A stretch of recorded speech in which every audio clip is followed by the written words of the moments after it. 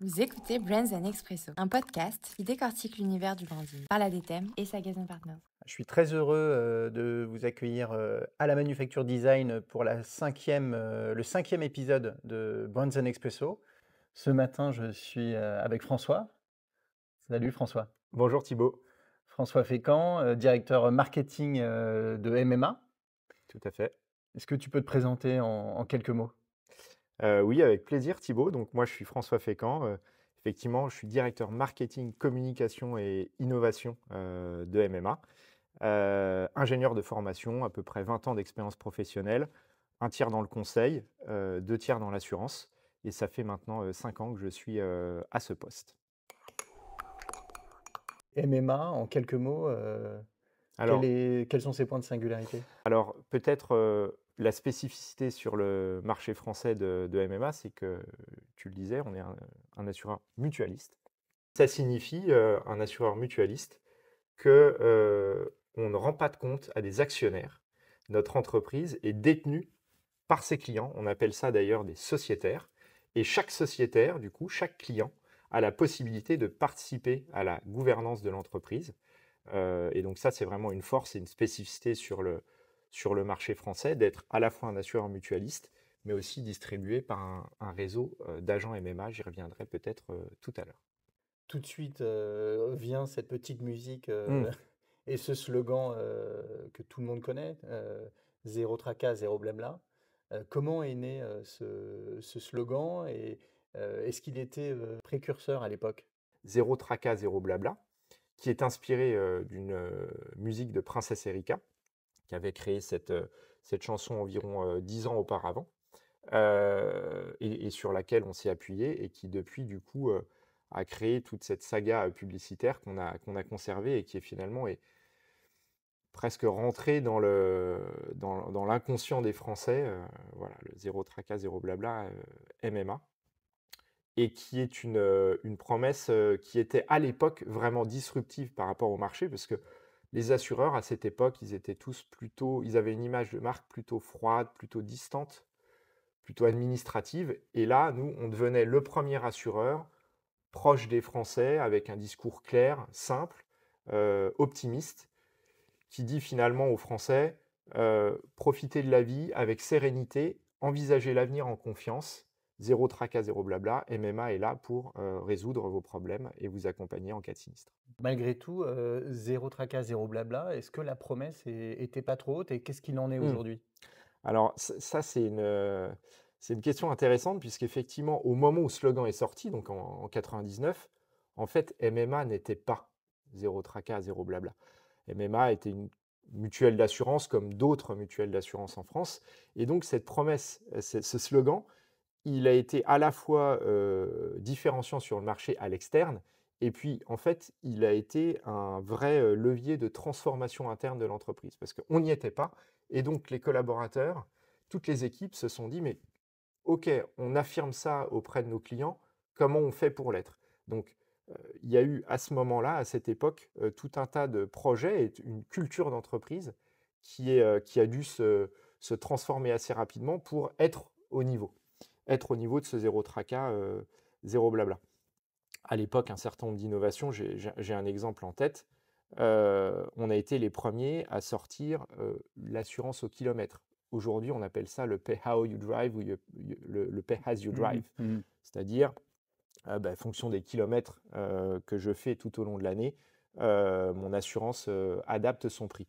On a sorti ça, nous, dans les années 2000, et ça existe encore, et c'est encore relativement différenciant sur le marché. Aujourd'hui, nos clients souscrivent un forfait d'assurance auto au kilomètre, et à la fin de l'année, si tu n'as pas roulé les kilomètres que tu avais annoncés à ton assureur, eh bien, à MMA, eh bien, on te rembourse une partie de ta cotisation d'assurance. Ça doit être un outil de fidélisation puissant, non? Alors, Cette transparence. effectivement, c'est un outil de fidélisation intéressant, et puis effectivement qui permet l'assurance. C'est un secteur qui est pas simple en termes de relation client, parce que la relation client est relativement distante, dans le sens où, si je caricature, l'assurance, tu souscris un contrat et si tout va bien, tu parles plus à ton assureur si tu as pas de sinistre. Donc, c'est comment garder ce lien régulier avec ton client pour réussir à le fidéliser, peut-être le multi-équiper sur toute la gamme de couverture d'assurance qu'on peut lui proposer. Et effectivement, ça, pour tous nos clients auto, c'est un moyen très simple de, une fois par an, faire le point avec eux sur l'assurance auto, effectivement, mais potentiellement tous les autres contrats.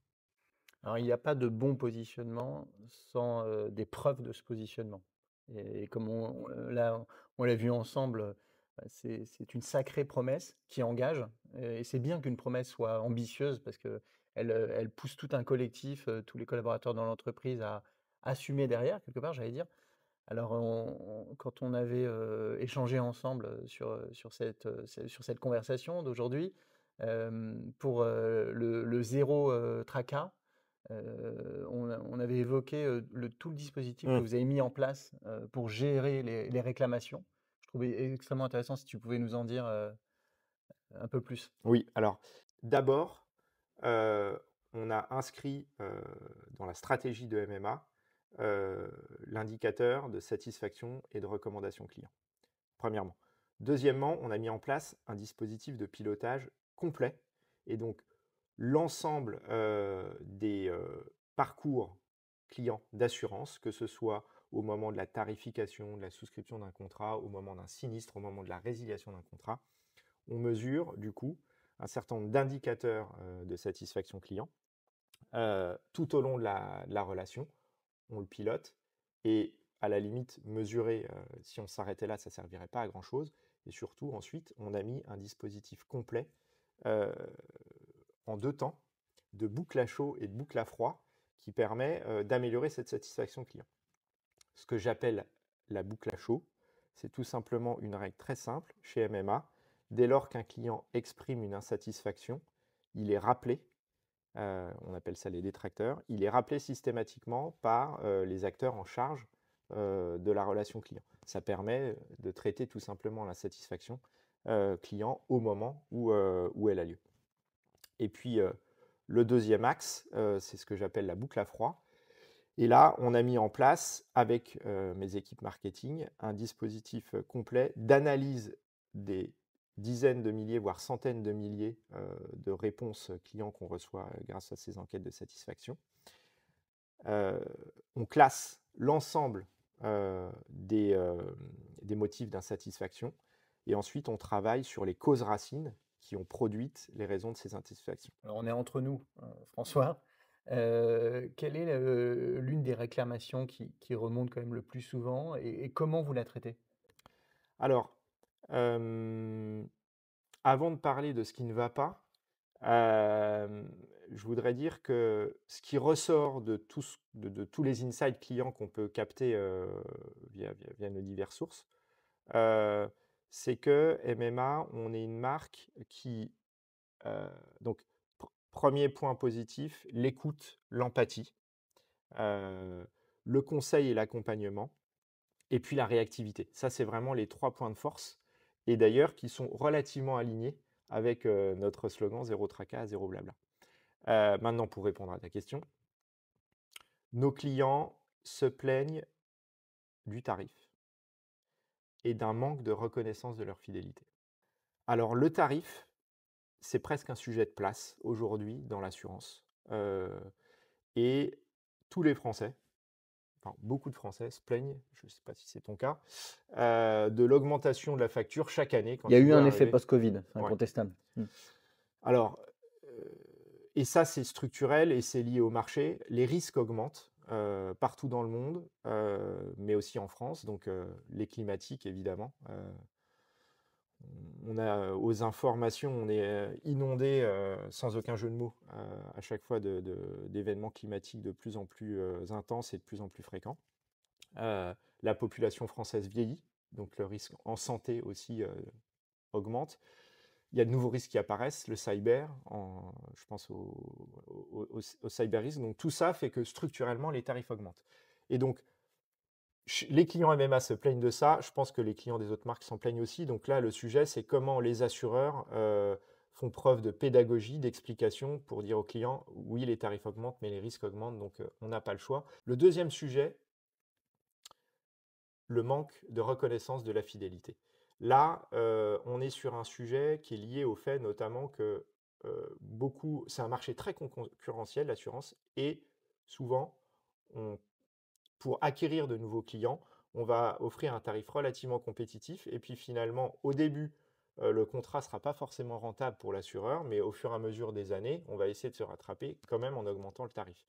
Et nos clients nous disent: «Ah, 10 ans sans sinistre, et mon tarif continue d'augmenter chaque année, vous ne reconnaissez pas ma fidélité». Donc pour ça, on a mis en place plusieurs dispositifs, mais je vais en citer 2. Le premier, c'est que, on a mis un dispositif de fidélité de nos meilleurs clients, nos clients dits à valeur chez MMA. Donc on a pris un petit pourcentage des clients qui, rapportent le plus de valeur, donc qui sont très équipés, très fidèles à la marque. On leur, déroule le tapis rouge et donc on leur fait vivre une expérience, alors déjà globalement, on traite très bien nos clients chez MMA, mais là, on a, flagué ces clients-là dans le poste de travail de l'ensemble des acteurs de la relation client.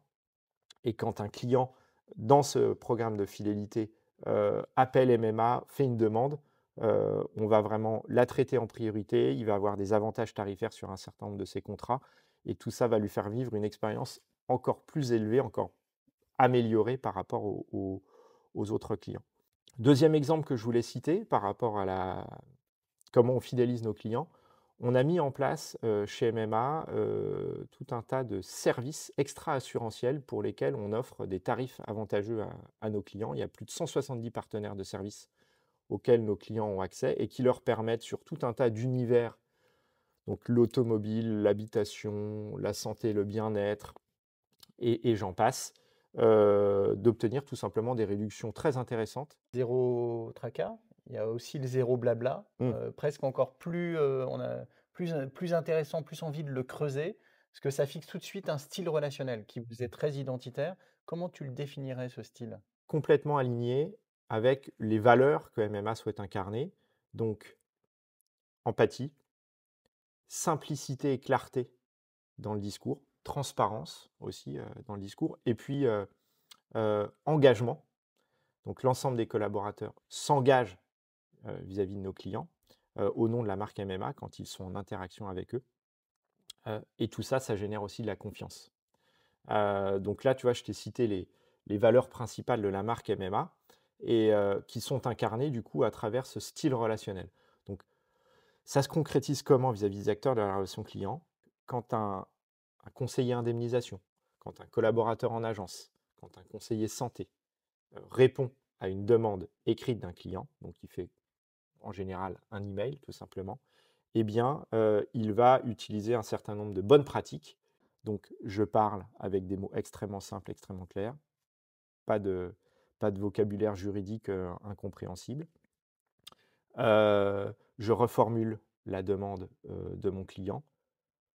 Dans ma réponse, la première chose que je vais lui dire aussi, c'est tout simplement répondre oui ou non et puis ensuite, je vais donner mes arguments pour justifier. Et comment vous mettez, quelque part le digital et j'allais dire l'intelligence artificielle, on a ce mot à la bouche en Mmh. permanence, au service, de la relation humaine avec vos clients?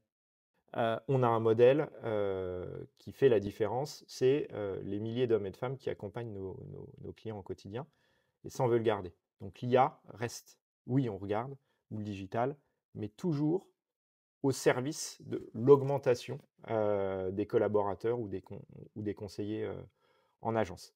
Rarement en front, client, même s'il y a quelques cas d'usage qui pourraient être développés. Nos équipes informatiques en interne ont développé un outil d'analyse qu'on a appelé Vox IA, d'analyse de la voix du client grâce à l'intelligence artificielle. Très concrètement, quand un client nous dit, dans une enquête: «Vous avez mis vraiment trop de temps à répondre à ma demande», pour autant, le conseiller que j'ai eu au téléphone était très agréable et a répondu, correctement à ma demande. L'outil analyse automatiquement tous ces verbatims, va classer en fonction de ces thématiques et va dire tonalité positive ou tonalité négative. C'est un gain de temps énorme pour les équipes marketing, du coup, qui peuvent, une fois que ces analyses, sont faites, se consacrer du coup, au plan d'amélioration continue avec l'ensemble des directions métiers. Merci beaucoup François pour cet échange extrêmement riche qui nous conforte dans la vision que MMA est une marque forte chez nous à l'agence. C'est une marque qui repose sur un triptyque, le sens, l'impact, la cohérence. Le sens, le positionnement est très clair là-dessus. C'est le moins de tracas Mmh. possible et surtout zéro blabla. Donc, transparence, empathie, réactivité, et ça, tu l'as longuement expliqué. L'impact, c'est aussi d'avoir une identité de marque globale qui est différenciante et assumée. Et puis, même le ton très direct, presque familier du zéro tracas, zéro blabla, il parle à tout le monde, il est grand public et vous vous adressez au grand public. Et puis enfin, la cohérence, et nous, chez Sagaez & Partners, on y est très attaché, c'est l'alignement entre la promesse que recèle le positionnement et l'expérience de marque qu'on a.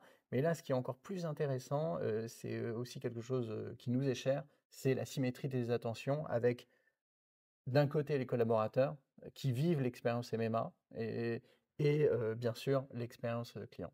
Encore une fois, je te remercie beaucoup pour ce 5e épisode de Brands & Expresso. Merci Thibaut pour ton invitation. Et puis tu reviens quand tu veux, François. Avec plaisir, à bientôt. À bientôt. C'était Brands & Expresso par la DTEM et Sagaez & Partners.